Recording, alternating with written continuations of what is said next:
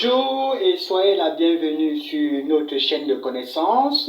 Si vous êtes nouveau sur notre chaîne de connaissances, nous vous conseillons d'abord de vous abonner et d'activer la cloche de notification pour ne pas rater la prochaine séance de cours.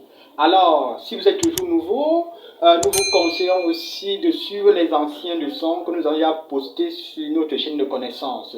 Suivez les anciennes vidéos pour être au même pas d'égalité que nous, c'est-à-dire pour être au même niveau d'études que nous. De là, pour que nous puissions commencer le cours d'aujourd'hui.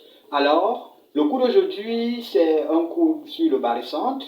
Le barycentre, c'est pour les enfants de classe de première scientifique et de première d'enseignement technique. Alors, si cela est fait, alors concentrez-vous et mettons-nous au cours d'aujourd'hui. Alors, leçon 3, coordonnées d'un barycentre. Nous rappelons que nous avons déjà fait le cours sur le barycentre de 2 points pondérés, de 3 points pondérés. Maintenant, nous sommes sur les coordonnées de ces barycentres-là. Alors, nous allons étudier dans cette leçon les coordonnées du barycentre de 2 points, les coordonnées du barycentre de 3 points. À partir de ces éléments, nous pouvons calculer pour n points. Alors, coordonnées du barycentre de 2 et 3 points. Donc là, le titre, c'est 2 et 3 points seulement. Puis à partir de 2 points, ou à partir de 3 points, nous pouvons généraliser pour calculer même pour n points. Quand on dit n, même pour 1000, c'est-à-dire exemple. Soit A de coordonnées x, a, y, a, B coordonnées x, b, y, b et C coordonnées x, c, y, c. 3 points du plan. J'ai le barycentre de A affecté de coefficient petit a, B affecté de coordonnées petit b et C affecté de coordonnées petit d. 1, cas de 2 points. Alors, nous voulons calculer les coordonnées du barycentre de 2 points. Cas de 2 points. Alors, le barycentre de 2 points se note, les coordonnées du barycentre de 2 points se notent comme ça, xg, yg. Avec xg égale à xa plus bxb sur a plus b. Sachant que la somme de a plus b soit différente de 0 et yg égale à aya plus byb sur a plus b. Dans ce cas, nous avons calculé les coordonnées g du barycentre de 2 points. Alors, passons sur 1, 2, cas de 3 points. Les coordonnées du barycentre de 3 points se notent dans ce sens-ci, comme nous avons noté ici G. G a pour coordonnées XG et YG. Avec XG égale à AXA plus BXB plus DXC sur la somme des coefficients de A, B et C. YG de la même façon, AYA plus BYB plus C. YC sur la somme des coefficients, sachant que la somme de ces coefficients-là soit différente de 0. Alors, voilà comment nous calculons le barycentre de 3 points, ou bien de 2 points. Nous pouvons généraliser sur 4 points, sur 5 points, sur 10 points, quel qu'en soit le nombre de points. Il faut juste augmenter les nombres de points ici.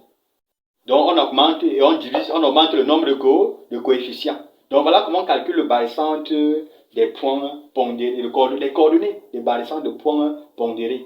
Donc, s'il y a des questions, laissez vos questionnaires en commentaire. Nous allons répondre. S'il y a une partie que vous ne parvenez pas à comprendre, laissez toujours les questionnaires en commentaire. Nous allons répondre pour vous aider dans votre étude. Alors, passons directement à l'exemple. Soit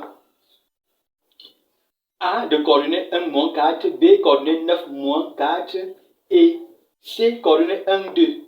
3 points du plan. I, le milieu de BC. Et G, l'isobarycentre des points A, B et C. Que représente le point G pour le triangle ABC? Question 2. Déterminer les coordonnées de G, c'est-à-dire du point G. Alors, passons à la résolution. Solution. Question 1. Le point G représente le centre de gravité pour le triangle ABC. Pourquoi? Parce que G est l'isobarycentre des points A, B et C. C'est pour cela que G représente le centre de gravité pour le triangle A, B et C. Alors, donc voilà comment nous devons répondre à la première question. Deuxième question, déterminer les coordonnées de G. Coordonnées de G, nous avons ici la formule que nous avons déjà écrite parce que nous avons affaire à 3 points pondérés. Parce que les coordonnées de G, on va écrire sous la forme-ci. Donc voilà la formule. C'est l'application numérique du cours. Donc ici, xg égale à xa plus xb plus xc sur 1 plus 1 plus 1 plus 1. Pourquoi c'est 1? Parce que nous avons écrit dans l'énoncé que G est l'isobarycentre. Ça veut dire que les coefficients de A, B et C sont identiques. Donc c'est le même coefficient. Par conséquent, ce coefficient c'est 1. Même si vous mettez 2, 2, 2, 2, 2, 2, vous allez simplifier, vous donnez toujours 1.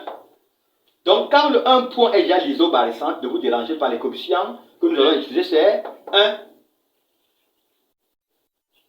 Même chose pour YG, c'est ça. L'application numérique, on remplace XA par sa valeur. XA c'est 1, c'est ça ici, 1. XB c'est 9, c'est là 9. XC c'est plus 1, c'est le 1 ici. Divisé par 3, ça fait 11 tiers.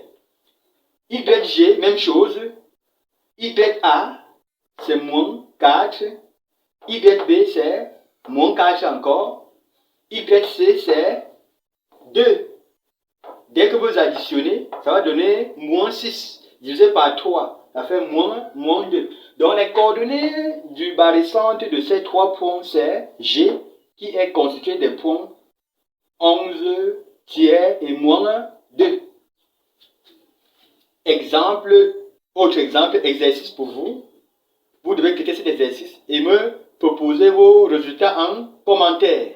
Laissez vos résultats en commentaire. Nous allons venir porter les éclaircissements sur ce que vous avez laissé. Cliquez toujours les exercices que nous laissons pour montrer que vous avez compris. Dès que vous suivez un cours ou bien une leçon, et traitez toujours les exercices que nous laissons et proposez-nous les solutions de ces exercices en commentaire pour que nous apprécions ces corrections. Alors, passons directement à la lecture de l'exercice, soit A de coordonnées 0, 2, B coordonnées moins 2, 0 et C coordonnées 2, 0. 3 points du plan. G barycentre de A affecté de coefficient 2, B coefficient 1 et C coefficient 1. Montrez que le point 0, le point O, montrez que le point O est le milieu de BC. Première question. La première question, on vous demande de montrer que le point O est le milieu de BC. En deuxième question, calculez les coordonnées de G et représentez ces coordonnées dans un repère orthonomé OIJ. Bon, nous n'avons pas écrit la suite. Donc, vous calculez les coordonnées du point G et ensuite, vous représentez ce point G dans un repère orthonomé OIJ. Donc, voilà l'exercice que nous laissons à votre étude. Vous devez traiter comme nous l'avons déjà dit. N'oubliez pas de vous abonner sur notre chaîne. N'oubliez pas d'activer la cloche de notification pour ne pas rater la prochaine séance de cours. Donc, c'est très important. Alors, ensuite, si vous voulez nous joindre encore, vous pouvez venir dans nos différents forums. Nous avons laissé les liens de ces différents forums dans la description de la vidéo. Vous pouvez nous suivre pour traiter certains exercices dans nos différents forums. Mais sur cette chaîne de connaissances, nous allons aussi vous proposer les exercices après avoir fini, par exemple, un chapitre. Nous allons proposer l'exercice pour que nous puissions augmenter notre QI, c'est-à-dire notre quotient intellectuel.